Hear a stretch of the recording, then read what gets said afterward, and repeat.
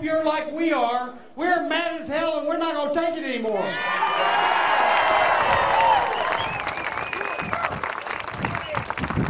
There's a lot of political noise out there, but when election time comes around, there's a period of time close to the election where people have an intense need for high quality, trustworthy information, but they need to have someplace where they can go to get it. The Midwest Democracy Project is a website-based guide to politics in Missouri and Kansas.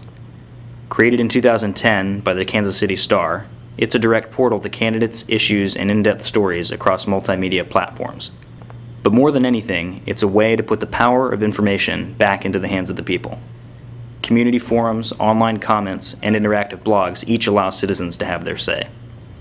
A grant from the Ethics and Excellence in Journalism Foundation allowed us to hire 9 fellows and a coordinator for the project, and another grant from the Kettering Foundation paid for 3 community forums before the November 2nd election. We had a lot of great partners with Midwest Democracy Project. We had the University of Kansas in their School of Journalism. We have the University of Missouri School of Journalism and the Reynolds Institute at the University of Missouri. In addition, we also partnered on some community forums with Kansas State University.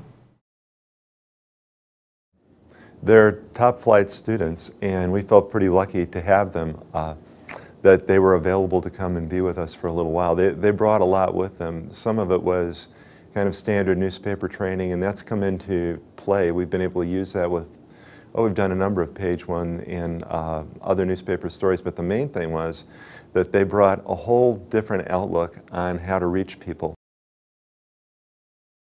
Having a fresh set of eyes really helped because the veteran reporters had seen trackers all the time. They knew that they were there. They just kind of accepted them as a normal part of politics.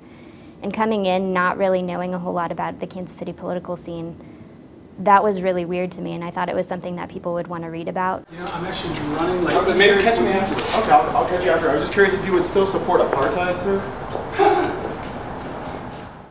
My editor didn't think I would be able to get a tracker to let me follow him around for a day, so that was a really big victory when I got to go tell him that someone was going to let me do it. And so I followed him around Kansas City all day, got lost probably for half of it, but the story ended up turning out really well, and I was really proud of it. It was a lot of fun. It's always fun to work with younger reporters because they bring an energy to the job that I'm not saying that all older reporters are cynical and jaded, but they bring an enthusiasm and a willingness to try new things that was just really impressive to me. And then they were all really very talented. We were able to do the kinds of things that on a normal day we really struggle to accomplish. For instance, I covered a political debate with 2 of the fellows. I wrote the story for the web and the paper. The fellows videotaped it, did sort of a man-on-the-street reaction from observers of the debate, and we also tweeted the debate. These are little add-ons that make our coverage so much more comprehensive. MDP is a very data-driven system. It's not just about having articles on a page. It's the fact that we have an overview of every candidate running for every office. And this was tremendously popular with our audience because that's what they would know is, in the week before election, what do I need to know about the people I'm about to vote for? We actually created a database, and we required that candidates give a yes or no answer to every question that we asked. And then we gave them tons of room to say whatever they wanted to say about that issue. That actually was my whole campaign. The person I ran against had quite a bit of money in his campaign finance disclosure. He had like $300,000 that he could use for campaign. He run billboards and everything else. I chose not to, and the only thing I used was the Midwest there at the Kansas City Star. I also do a bunch of radio shows. I'm on KCMO where we do a political analysis every Monday, and the Midwest Democracy Project website really kept me informed and was one source to go to that I thought was an objective source. A lot of the websites are slanted one way or the other, and I thought this site actually was just the facts, the issues, and the information about the different campaigns. We not only gave people the tools to make educated decisions when they're voting, we also gave them the opportunity to get involved. We hosted a number of forums in which people could participate and exchange ideas about economic security and education. We also gave them the opportunity to then go write on a blog that we created, the Our Money blog, which allowed people to discuss their ideas, have a forum to continue the conversation.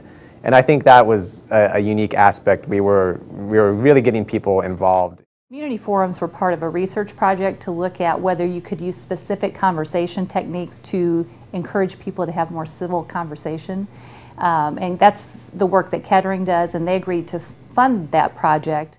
It was really interesting and stuff, and the fact that a lot of people got together from all different kinds of life. It was funny that our table had a lot of different kinds of publishers or writers or people in editing, something like that. But it was funny how everybody had a different opinion. But we were able to come down to 3 different options that we really wanted to focus on.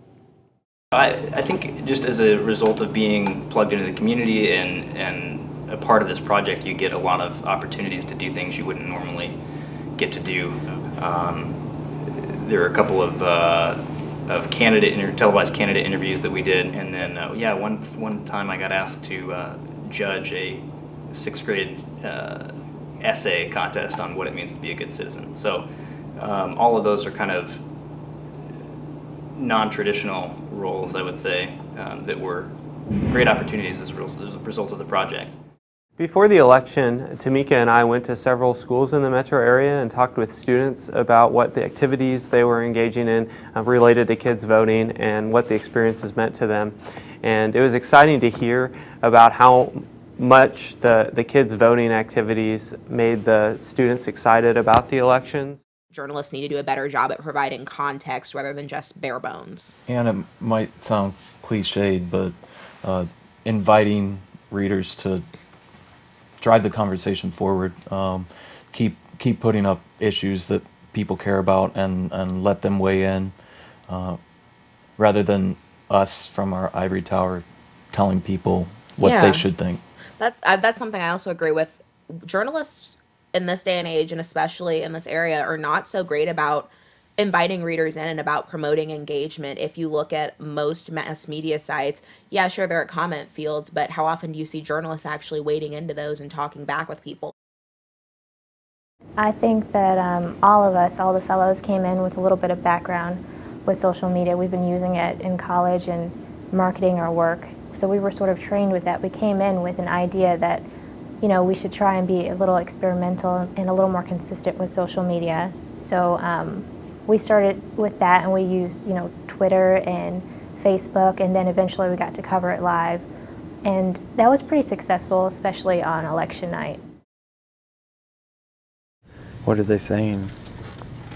Looks like Roy Blunt is winning, Jerry Moran, Ike Scout, and Sam Brown back, but it's really, it's not very many of the votes have been counted yet, so it could still go either way.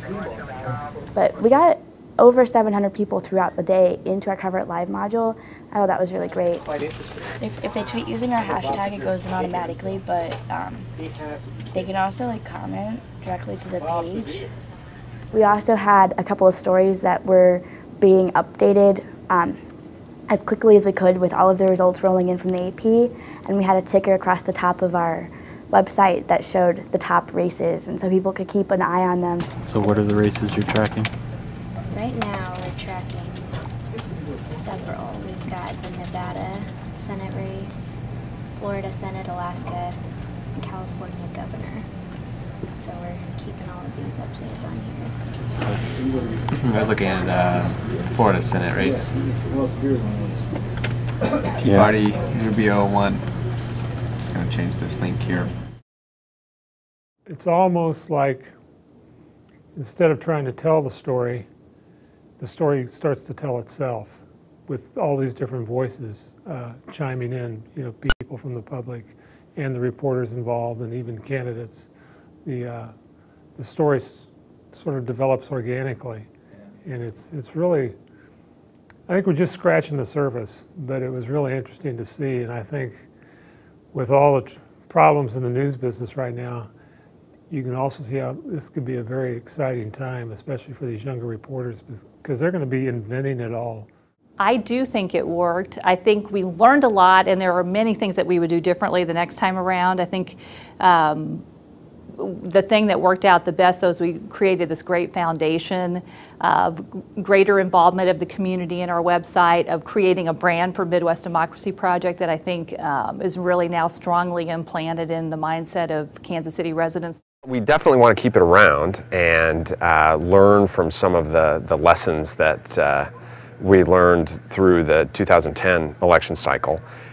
We have a mayoral election coming up in the spring, and so we're immediately going to retask the website to focus on that race.